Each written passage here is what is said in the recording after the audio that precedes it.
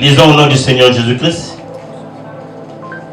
Mais vous recevez une puissance, le Saint-Esprit survenant sur vous, et vous serez mes témoins à Jérusalem, dans toute la Judée, dans la Samarie et jusqu'aux extrémités de la terre. Le deuxième texte est tiré du livre de Matthieu, de l'Évangile selon Matthieu. Nous connaissons tous ce texte. C'est la grande commission, Matthieu 28. Nous allons lire à partir du verset 18 à 19.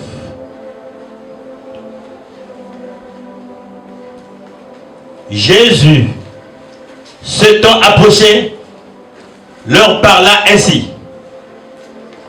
Tout pouvoir m'a été donné dans le ciel et sur la terre.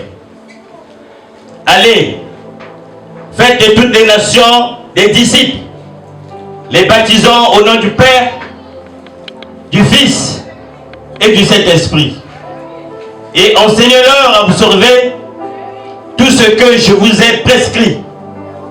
Et voici, je suis avec vous tous les jours jusqu'à la fin du monde. Amen.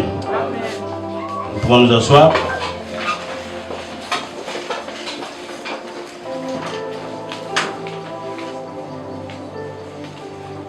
Le thème de ce message, je l'ai intitulé « Croître ou grandir dans l'évangélisation ». Croître ou grandir dans l'évangélisation. Depuis le début de l'année, nous sommes en train de parler de la croissance. On nous a assez enseigné sur la croissance. Et ce matin, nous allons parler de notre croissance dans l'évangélisation. Pour illustrer cette prédication, je vais prendre cette illustration d'un royaume avec un roi bienveillant, doux, avec des disciples autour de lui, des témoins, ceux qui connaissent son cœur, ceux qui connaissent l'amour de ce roi autour de lui. Mais il y avait aussi un rebelle. Et le rebelle a été banni du royaume, comme nous le voyons d'ailleurs dans les séries. Un rebelle a été banni du royaume parce qu'il s'est rébellé contre le roi. Banni du royaume, donc il doit aller vivre dans la forêt. Il ne peut pas sortir dans la cité. Mais en rentrant dans la forêt, là où il va vivre le calvaire, il a mené avec lui d'autres citoyens de ce royaume qui n'étaient pas bannis. Il les a emportés avec lui comme captifs dans la forêt pour vivre dans la difficulté, dans la disette, donc en souffrance. Et le roi, touché de ce que les innocents, ces citoyens captifs, sous l'influence du rebelle, se trouvent en difficulté dans la forêt. Et il va appeler les disciples qui lui sont restés fidèles, les témoins de sa gentillesse, de son amour, de sa grâce, parce que le roi a aussi le pouvoir de gracier, quelles que soient tes fautes. On parle de l'amnistie. Donc il a envoyé les témoins, vous connaissez mon cœur. Je ne suis pas capable de les laisser mourir dans la forêt. Je vous envoie pour aller les parler. Voici le message. Pour qu'ils viennent à moi. Voilà l'illustration de notre prédication. Un roi qui a chassé un rebelle du royaume. Le rebelle a pris les innocents en route pour les amener avec lui pour faire la rébellion ensemble ou vivre loin du royaume. Et le roi, dans sa bonté, envoie ceux qui sont restés fidèles, qui connaissent son amour, qui connaissent aussi son autorité, sa puissance, pour aller parler à ceux qui sont sous l'influence du rebelle, alors qu'ils n'ont pas été bannis par le roi. Mais le rebelle les a menés pour les prendre comme otages, pour qu'ils ne périssent pas seuls dans la forêt. Il les a pris comme otages. Le roi demande alors aux fidèles, aux témoins qui étaient autour de lui, aller parler à ceux qui sont otages du rebelle, qu'ils reviennent, vivre paisiblement, en paix, en toute quiétude, dans ce royaume où tout est là. Voilà le fond de notre message. Au cours de cette prédication, nous serons capables de dire qui est le roi, qui est le rebelle, qui sont les captifs emportés par le rebelle, qui sont les témoins et quel est le message que le roi a donné aux témoins, la mission qu'il a donnée aux témoins et le message. Le premier texte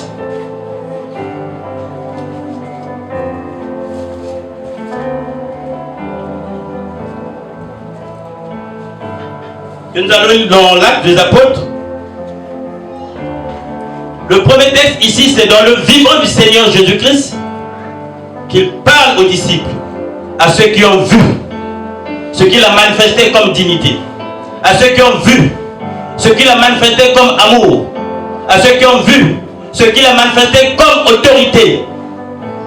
Il a guéri les malades, il a ressuscité les morts, même la tempête de l'eau ont obéi. Vous avez vu, ce sont des témoins, non seulement de son amour, mais aussi de sa puissance et de son autorité. Il dit, vous recevez la puissance, le Saint-Esprit qui surviendra sur vous, et vous serez mes témoins. Cela m'amène à définir quelques expressions que nous avons dans les deux textes que nous avons. Dans le premier texte, c'est le mot témoin. Un témoin, c'est celui qui partage ce qu'il a vu ou ce qu'il a entendu. Nous savons, lorsque nous partons au parquet de la justice, on a besoin d'un témoin, celui qui a vu ce qui s'est passé ou celui qui a entendu ce qui s'est dit. Ici, le Seigneur rappelle aux disciples, donc à l'église primitive, que vous allez recevoir la puissance venant du ciel, du Père, et vous allez partager tout ce que vous avez vu auprès de moi, tout ce que vous avez entendu de moi, vous allez partager aux autres.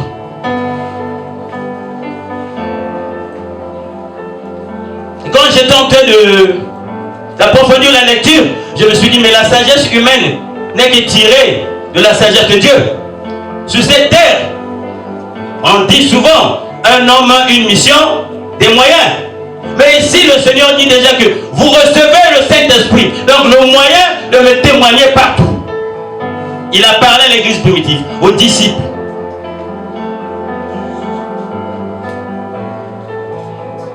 À leur tour, ils ont témoigné l'amour de Jésus-Christ. Ils ont témoigné la bonté de notre Dieu. Ils ont témoigné la puissance de l'autorité de notre Dieu. Ce qui fait qu'aujourd'hui, je me permets, moi aussi, à partir du témoignage des premiers disciples de l'église primitive, de parler de la part de Dieu. Voilà pourquoi nous nous retrouvons, parce que ils ont été témoins et ils ont partagé leur témoignage aux autres.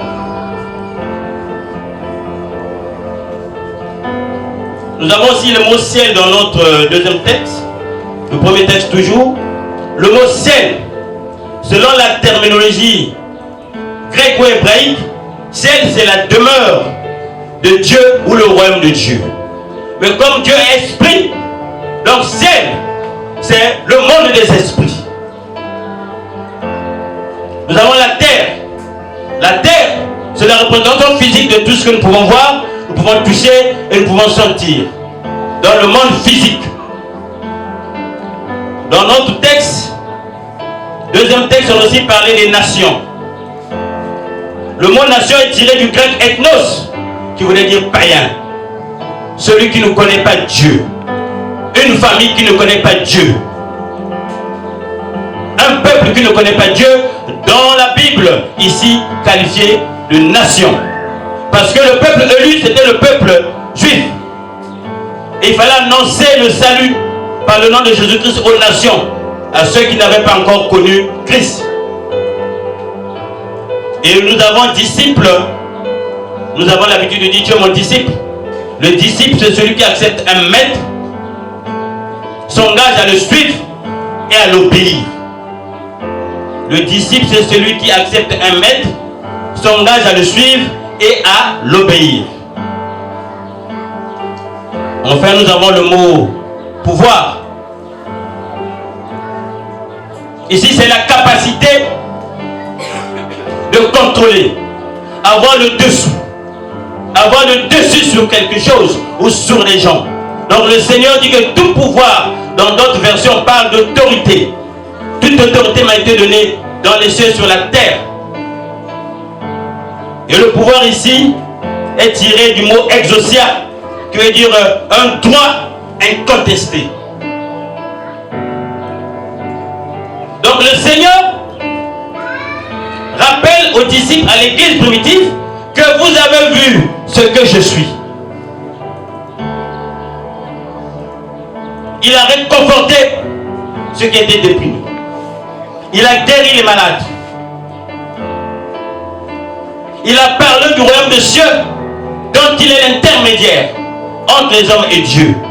Il dit alors, tout ce que vous avez vu, tout ce que vous avez entendu de moi, vous serez mes témoins.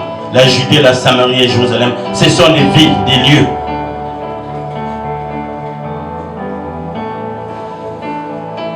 Aujourd'hui, nous sommes qualifiés, ou nous avons accepté d'être des chrétiens, donc des disciples de Jésus. Le témoin qu'il a donné à l'église primitive, il te le donne maintenant. Comme dans une course de relais, le premier court donne le bâton à l'autre, le deuxième, les Pierre, Jean et autres, les Paul, ont accompli la première étape de leur course. Aujourd'hui, c'est à toi qu'on donne le bâton.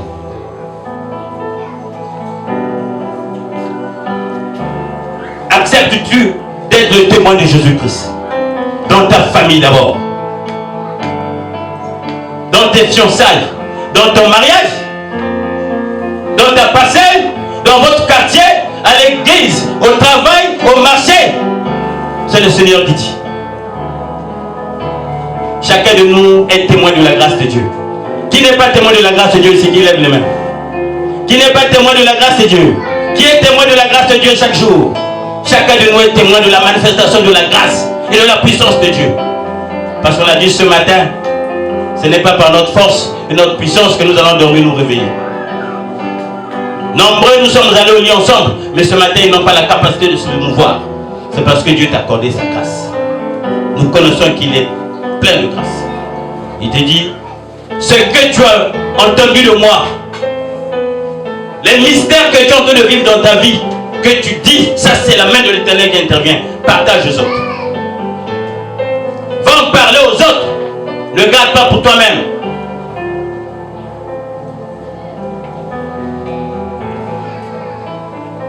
Le deuxième texte,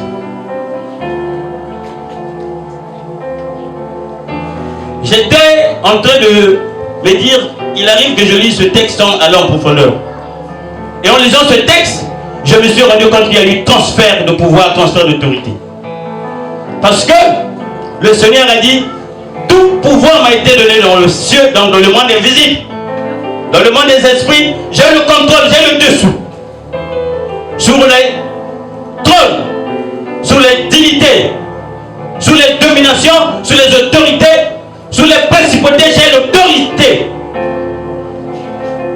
Et sur la terre, j'ai l'autorité. Parce que, qui n'a pas dit, foi, j'allais faire un accident sur le Seigneur qui m'épargne. J'ai été tenté, le Seigneur m'épargne. Il contrôle le monde des esprits, mais il contrôle aussi le monde physique. Alors il dit, vous êtes mes témoins. Je vous fais le transfert d'autorité. Le transfert de pouvoir. Le transfert de dominer. Il fait un transfert d'autorité en disant, tout pouvoir m'a été donné dans le ciel, dans le monde invisible. Tout pouvoir m'a été dans le monde physique. Va faire de toutes les nations mes disciples, en les baptisant au nom du Père, du Fils et du Saint-Esprit, en les enseignant à suivre tout ce que je vous ai prescrit. Et je suis avec vous. Transfert d'autorité pour que tu accomplisses. Nous avons dit, la sagesse humaine dit, un homme, une mission, des moyens. Mais le Seigneur commence par donner les moyens. Transfert d'autorité pour toi. Transfert d'autorité pour ta famille. Transfert d'autorité pour ton lieu de service. Que tout lieu que tu es devienne un lieu d'évangélisation. La grande mission qu'il a donnée à l'Église.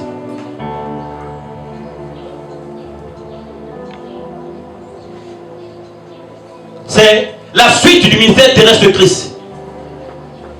J'étais en train de dire encore, toute sagesse humaine est tirée de la sagesse de Dieu. Il appelait les disciples en faisant le one-to-one. C'est lui-même qui appelait les disciples. One-to-one. Pierre, viens, tu es pêcheur de poissons. Je ferai de toi pêcheur d'hommes. One-to-one. Il parlait un à un. À un, il parlait, il donnait la parole.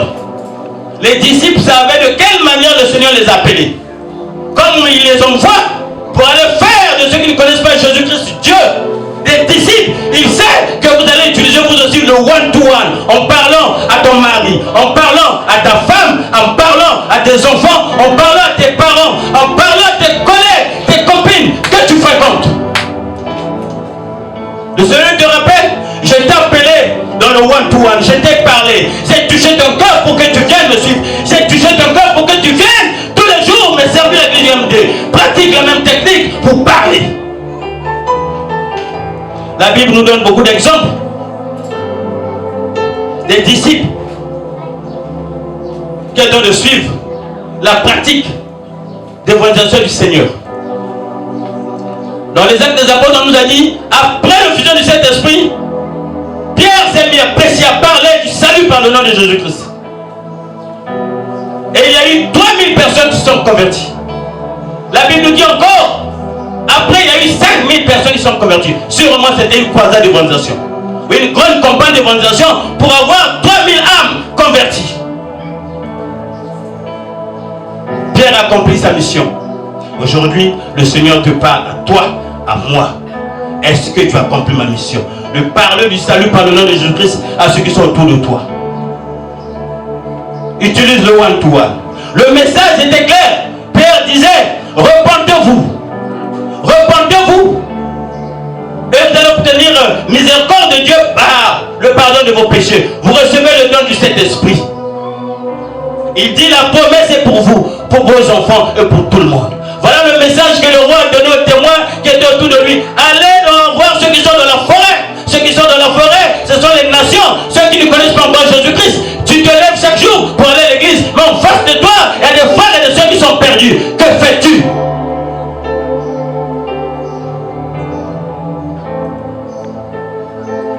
À la fin du service, nous nous retrouvons souvent avec des frères, avec des collègues, pour parler de tout et de rien. Est-ce que tu en profites de la grâce que Dieu t'a donné de retrouver dans ce milieu pour parler du salut au nom de Jésus-Christ, pour demander aux autres de venir au Seigneur Jésus-Christ, pour quitter la forêt de captivité où ils sont soumis au péché, à l'influence du monde? Est-ce que tu en parles? Le Seigneur te rappelle la grande mission aujourd'hui.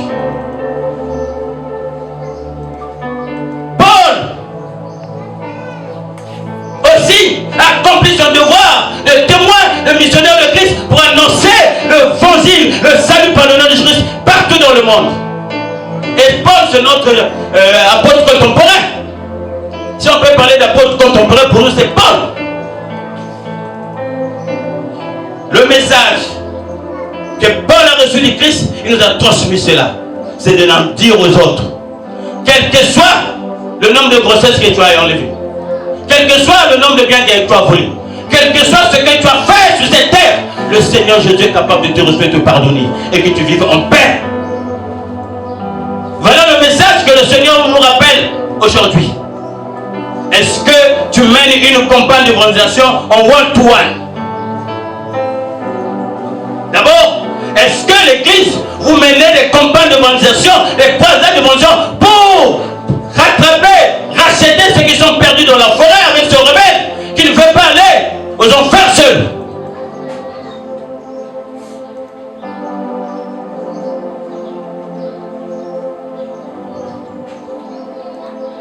Le Seigneur doit te rappeler aujourd'hui, directement à toi. Je t'ai appelé, je t'ai donné une partie de mon autorité pour que tu règnes. Il a dit, tout lieu que fouleront les plantes de ton pied, je t'en donne en possession. Et quand il dit possession, visible et invisible, quand tu arrives en un lieu, fils de Dieu, chrétien, croyant à la puissance de notre Dieu, tu as l'autorité sur les esprits qui sont tout autour. Tu as l'autorité, comme le pasteur vient nous donner son conseil, de s'imposer. Que ton discours soit le discours qui va résonner plus que le discours des autres. Le discours du salut par le nom de Jésus-Christ. Le discours de la repentance. Sinon, nous allons passer à côté de notre mission. Le Seigneur est venu regrouper la première église pour leur donner cette mission. Le relais de son ministère. Donnons-nous aussi le relais du ministère terrestre de Jésus-Christ. Est-ce que c'est toi qui vas l'arrêter parce que tu ne veux pas faire?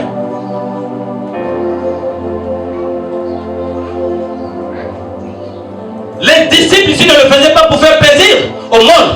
Non, on ne va pas venir parler de l'évangélisation pour faire plaisir au pasteur. Le pasteur n'est qu'un homme, il n'est qu'un ministre, mais le chef de l'œuvre, c'est Christ.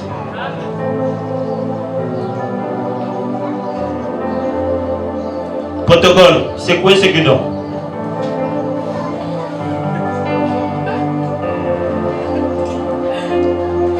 La mission que Dieu a donnée à l'église, c'est d'aller vers ceux qui ne connaissent pas Christ, qui sont encore captifs du monde, dans les soucis des besoins du monde, emportés par les soucis des besoins du monde, emportés par les maladies,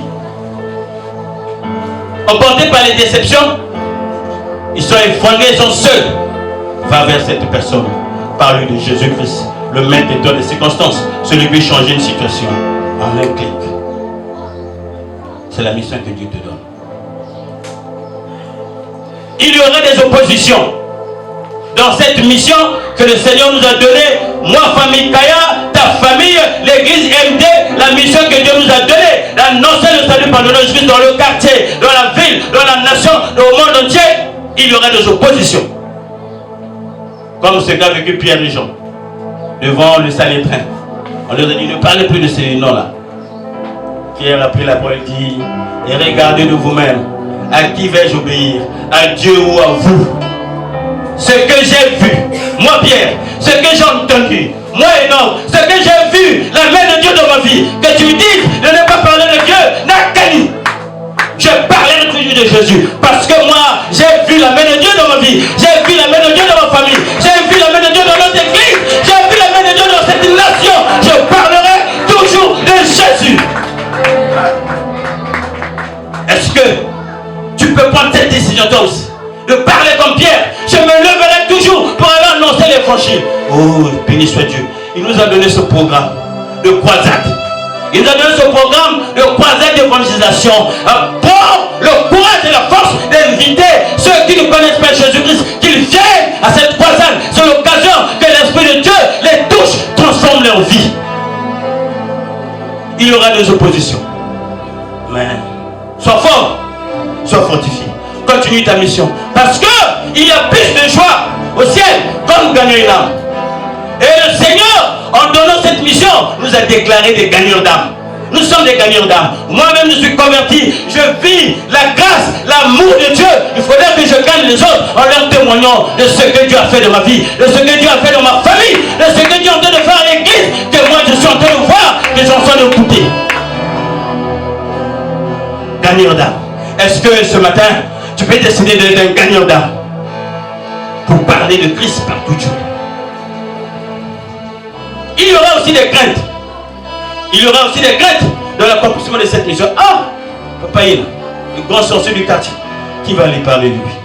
Non, le Seigneur te dit, va, comme Anania, après que le Seigneur a rencontré Paul, il a envoyé Anania. Anania dit, Seigneur, tu sais qu'il est redoutable.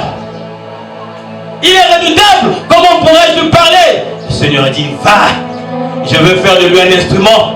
Le sorcier de ton quartier, le sorcier de ta famille, la prostituée de ton quartier, la prostituée de ta famille, le voleur de ton quartier, le voleur de ta famille, quel que soit ton niveau, va lui parler de Jésus. Le Seigneur a dit, j'ai un plan pour son âme, j'ai un plan pour sauver son âme, mais il va passer par toi. Est-ce que tu as accompli la mission? Le Seigneur appelle. Les âmes, il a créé les conditions pour que tu te retrouves au milieu des hommes. Il a créé les conditions par ton métier qu'on te reçoit partout, frère. Est-ce que tu profites des circonstances que Dieu a créées pour que tu parles de Jésus-Christ? Sinon, les âmes qu'il a mis tout autour de toi te seront demandées. Je t'ai donné une voiture pour que toute fois que quelqu'un rentre dans ta voiture, parle de mon salut. Parle du salut par le nom de Jésus-Christ. Je t'ai donné un travail pour que toute fois que tu reçois quelqu'un dans ton bureau, devant ta table, parle du Seigneur Jésus-Christ. Que fais-tu de la grâce que Dieu t'a accordée? Seulement pour que tu puisses te prévaloir dans une position sociale. Il te dit zéro. Ça c'est éphémère. Je t'ai donné cette position. Quelle que soit ta situation, Dieu veut passer par ta situation pour gagner les âmes. non, mon pasteur, mon évangile. Non, non, non, non. Il a donné cette grande mission à toute l'église. Il a donné l'autorité à toute l'église. Ne crains rien. Quelle que soit la personne qui soit en face de toi, convaincu que cette personne, selon sa vie, ne connaît pas le Seigneur, selon ses paroles, ne connaît pas le Seigneur, parle-lui du salut par le nom de Jésus-Christ, qu'il vienne au pied du Maître pour recevoir miséricorde, pour qu'il se repente, pour que sa vie soit sauvée. Le Seigneur sera reconnaissant de ta mission. On ne dit pas qu'il est le rémunérateur de ceux qui le servent. Accomplis seulement ton premier pas. Parle aux autres de venir à Jésus pour leur salut, de venir à Jésus pour ne pas être prisonnier du monde. Pour ne pas signer les contrats, de sacrifier les gens pour avoir le travail, pour avoir l'argent. Parlons de venir à Jésus. Dieu passe par toi. Dieu veut passer par toi. Ce matin, il te parle. Ce n'est plus à Pierre, mais c'est à toi. Individuellement, tu l'entends de parler. Tu ne diras pas, Seigneur, je n'ai pas écouté cette mission. Ce matin, il te rappelle. Papa, maman, je te demanderai les comptes. Les enfants que je t'ai donnés. Toi-même, tu viens à l'église. Tu lis la parole du Pierre. Mais les enfants sont où? Marie, on va te demander, ta femme est où? Enfant, on va te demander, tes parents sont où? L'évangélisation annonce Christ dans ta maison. Une grande mission. Mais comme on nous a donné les moyens, les comptes nous seront demandés. Il nous a donné la puissance du Saint-Esprit pour que partout on passe, on ait la tête et non la queue. Tout ce qu'on va dire sera une parole propre. Il te demandera les comptes. Le Seigneur te donne le don de grâce à accomplir ma mission. Annonce l'évangile de Christ. Annonce la résurrection de Christ. Annonce le salut par Christ. Dis aux captifs, aux parents que tu penses qui sont déroutés de venir à Christ, recevoir le pardon de leurs péchés et le don du Saint-Esprit.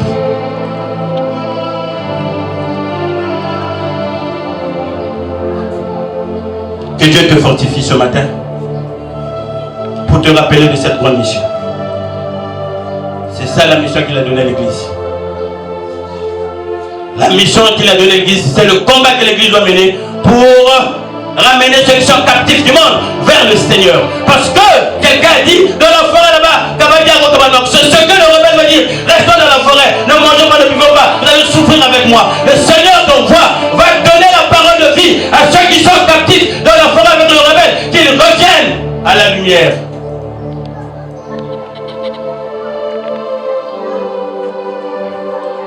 Va voir celui qui dit bête bête puis là vous accompagnez au parler de tout. Ah bête famille avec tout, va que tout laver, famille avec tout, va que quoi laver, famille avec tout, va que ça laver. Va vers lui, dis-lui de venir au maître de l'auteur de 50 ans, celui qui a l'autorité dans le monde des esprits et sur le monde physique, il va régler sans problème.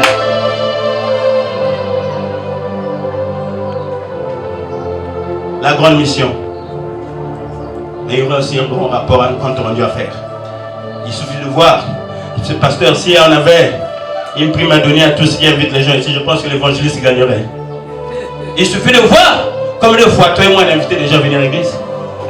Combien de personnes tu as ramenées à l'église et tu les suis, qui sont restés à l'église pour écouter la parole de vie. Rappelle-toi que Dieu t'a confié une grande mission d'annoncer le salut par le nom de Jésus-Christ aux nations, aux païens, aux familles qui sont ancrés dans le fétichisme. Tu sais cela, mais tu n'oses pas dire, sœur, parce qu'il y a un fétiche, et qu'il n'a pas.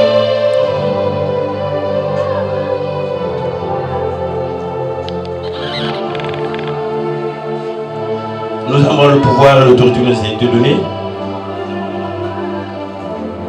On peut lire dans Colossiens, ceux qui peuvent lire. Colossiens, chapitre 1er, verset 16.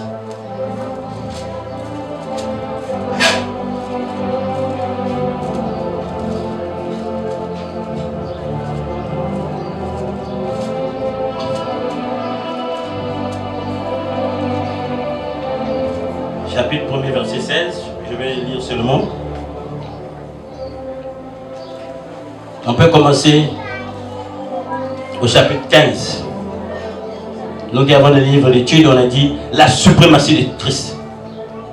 Il est l'image du Dieu invisible, le premier-né de toute la création, car en lui ont été créées toutes les choses qui sont dans les cieux et sur la terre, les visibles et invisibles, trône, dignité, domination, autorité. C'est la foi en celui qui nous a confié la mission. Comme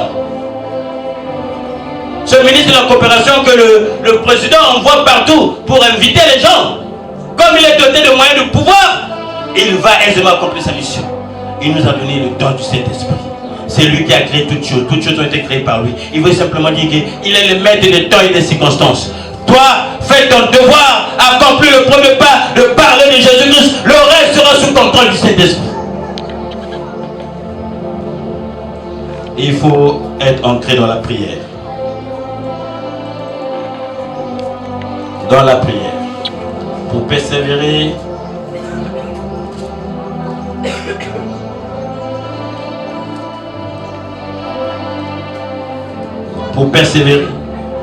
et accomplir sa mission, quelles que soient les difficultés, les obstacles, quelles que soient nos craintes. Nous pouvons le lire dans Actes 4, 29, 30. C'est la prière. Et maintenant, Seigneur, vois leurs menaces et donne à tes serviteurs d'annoncer ta parole avec une pleine assurance. En étendant ta main pour qu'ils s'effacent des guérisons, des miracles et des prodiges par le nom de ton saint serviteur Jésus-Christ. Devant les obstacles, ouais, il y a des lieux où on te défend. Non, ici on ne parle pas de ce nom. Devant les oppositions, devant la crainte, rentre en prière pour dire Seigneur, je vais accomplir ta mission. Je vais accomplir ta mission. Mais regarde ces menaces qui sont en face de moi. Toi le maître de toi des circonstances. Donne-moi la force et les dispositions d'annoncer ta parole avec assurance.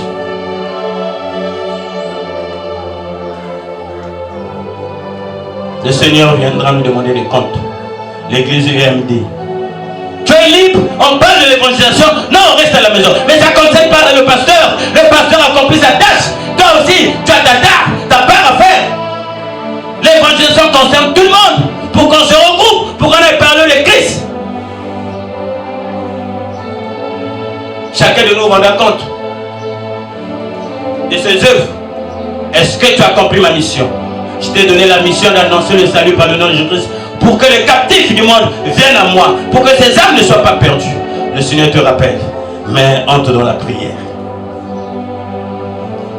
Je bénis Dieu parce que cette semaine nous avons des jours de prière. Nous avons 3 jours de prière, lundi, mardi et mercredi, et nous avons une croisade d'évangélisation. Je bénis l'Éternel pour qu'il te touche, que cette parole ne passe pas à côté. Que cette parole reste dans ton cœur comme référence toute fois que tu marcheras. Je suis témoin de Jésus-Christ, je dois gagner les âmes.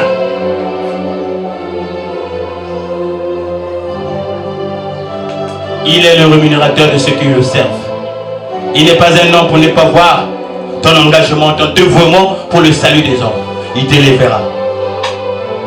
Il fera, j'étais en train de penser, il fera un wow, le wow de l'Éternel, parce que tout ce que Dieu fait dépasse l'entendement humain. Là où on n'a jamais fait ça, il fera pour toi. Il dit, wow! Comment il s'appelle le frère Rebecca? Oh, elle me 4 ans. On n'a jamais vu ça ici. Hein? Au marché ici, ça n'a jamais existé. Hein? Dans cette entreprise, ça n'a jamais existé. Dans cette école, ça n'a jamais existé. Dans ce quartier, ça n'a jamais existé. Le wow de l'Éternel accomplit la mission. Le wow de l'Éternel sera prononcé dans ton quartier, dans ton milieu. Parce qu'il va agir. Lui qui est juste et fidèle en reconnaissance de ton effort, de ton engagement d'accomplir cette grande mission. Non, quelqu'un disait Dieu n'est pas un sapeur-pompier. Pour que Tia, sapeur-pompier, Dieu n'est pas un sapeur-pompier. Il est Dieu. Il a donné sa parole. Il a donné ses missions. Accomplir sa mission, c'est l'obéissance. C'est aussi un signe de foi. C'est l'obéissance. Tu as accompli ce qu'il t'a demandé de faire. Et il dit le Père est juste. Il va te donner ce que ton cœur désire. Dieu n'est pas un sapeur-pompier. Après, sapeur, venez. Non, Dieu n'est pas un sapeur-pompier. C'est comme notre papa à la maison. Il nous a donné des directives à suivre. Il a donné une procédure à vivre. Tu respectes, tu reçois. Moi, là, on dit comment? L'enfant qui obéit, c'est l'enfant qui reçoit. C'est pas ça. Dieu t'a donné cette grande mission. Obéis à cette grande mission. Ne sois pas égoïste de la grâce de Dieu. Partage la grâce que tu es en train de vivre avec les autres. Invite les autres à venir écouter la parole de Dieu. Le reste, c'est l'Esprit de Dieu qui va se manifester. Que Dieu se souvienne de toi et se souvienne de moi pour nous donner la force de venir participer à cette croisade d'évangélisation. Pierre a fait sa croisade avec 3000 qui sont convertis. Après, 5000. nous aussi nous allons organiser notre croisade l'église UMD. L'église UMD, nous allons organiser notre croisade, notre première croisade. Est-ce que le roi de l'Éternel c'est le rendez-vous? Parce qu'on va tous s'engager.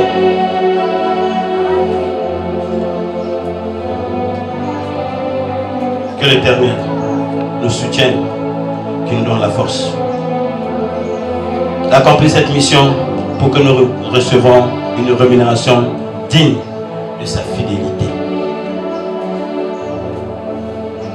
On va se lever pour prier.